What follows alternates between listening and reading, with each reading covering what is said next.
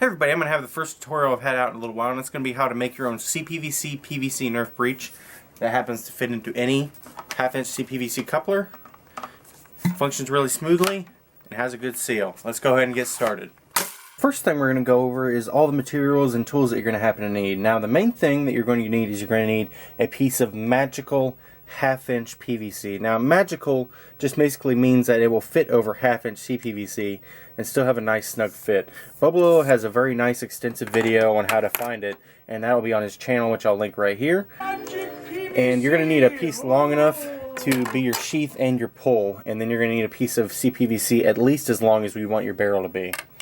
So that gets all the materials out of the way. You're also going to need PVC cement and cleaner to be able to glue everything together. You're also going to need a O-ring that is 5/8 outer diameter and 1/2 inch inner diameter, or as close to that as you can get. Now for tools, you're going to need some files. You're going to need a way to cut it. You can either use a Dremel with a disc, or you can use a scroll saw like I'm going to do in this video. You're also going to need a 7/64 drill bit, a 6/32 tap, a pipe cutter. You're also going to need a 1/2 inch long 6/32 set screw with the corresponding Allen wrench, and this is just going to be able to be a dart stop. You're going to need some way to chamfer your edges for easier loading.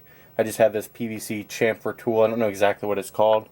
Some sandpaper for finishing, a deburring tool also for finishing, and a ruler and a Sharpie to mark everything out. I'm also going to be using a circle drawing jig. It's not completely necessary, but it just helps me mark out the quadrants on the PVC much easier. You can also do this with careful measuring. The first thing you want to do is to square off one of the ends of your CPVC.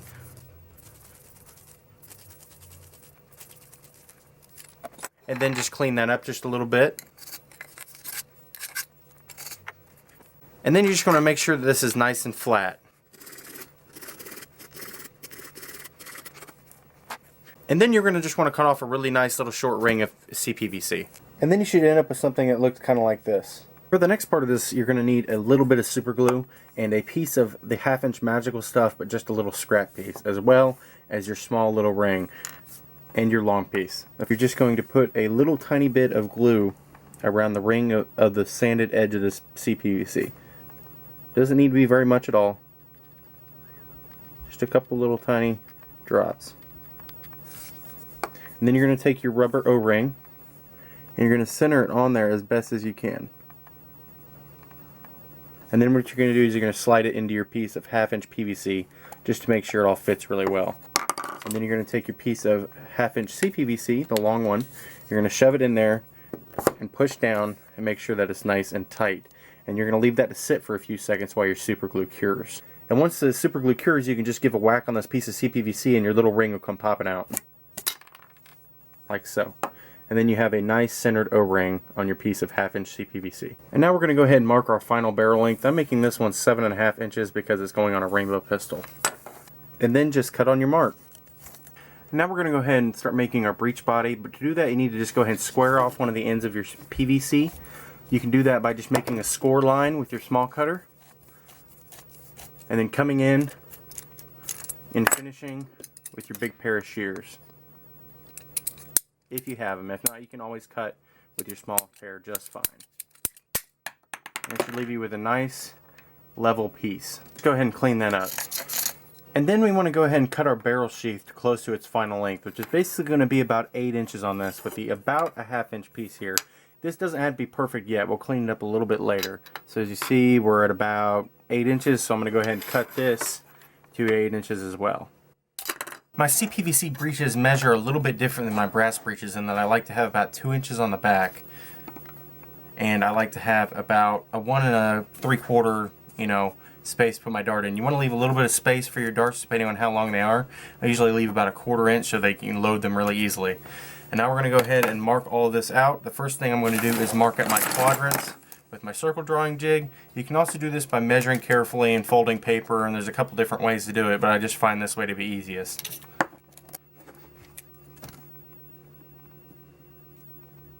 And then just extend your marks out with a triangular ruler.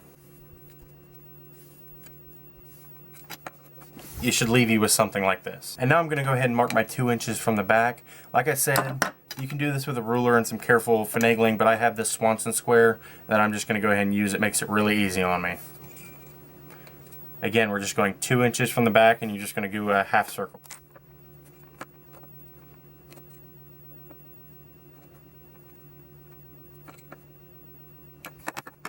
And then just go ahead and connect all your dots. And then you're going to take your square, or of course your ruler. I'm going to mark 3 3/4 long, just so that way we can get a 1 3/4 inch long slot. Like I said, you can do this all with a ruler, but I'm just using the tools that are available to me so I can make this video nice and quick and showcase exactly what we're doing here. And then go ahead and connect your dots again, and it should leave you with a slot that you're going to be able to cut out of the PVC that you'll be able to load your darts into. And now we just need to cut our slot. Of course you can use a Dremel and just go along these lines, but I'm just going to go ahead and use my scroll saw since it's easier and it happens to be available to me.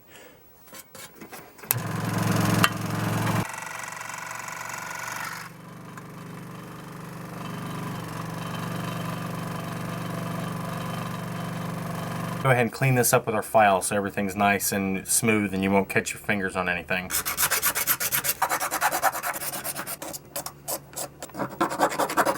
That should be good enough for now. We're going to come back later, of course, and go at it with some sandpaper to smooth everything out really well. And then just get a little bit on the inside of your PVC breech, about an 1/8 inch in.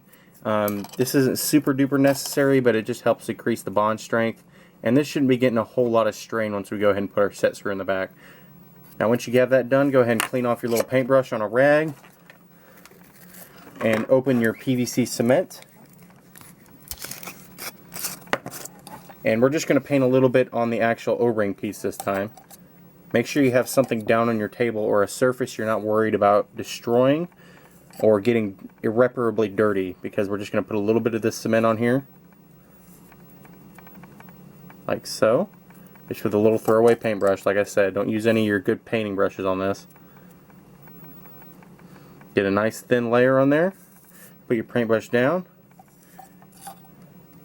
Just make sure you get a nice little bit of layer. See, I noticed I missed a spot on here. That's why I'm coming back. Just make sure everything's nice and smooth. And go ahead and get it by the very edge. And go ahead and push it into the back of your PVC breech. And you need to make sure this gets in there fast, because that PVC glue is super duper strong. And make sure it's level by pressing it on your table. And when you're done, you should have something that looks kind of like that. And then we're just going to decide how long our actual pulling portion of this wants to be. On the bigger breeches, I like to have a very long pull so I can get my whole hand on it and get a hold of everything. On the smaller pistol breeches, though, I would say about there is good. I don't ever exactly measure. Just for reference, this one is about 2 1/4 inches. As like I said, it's not really that important. But now we're just going to go ahead and cut right here with our pipe cutters again.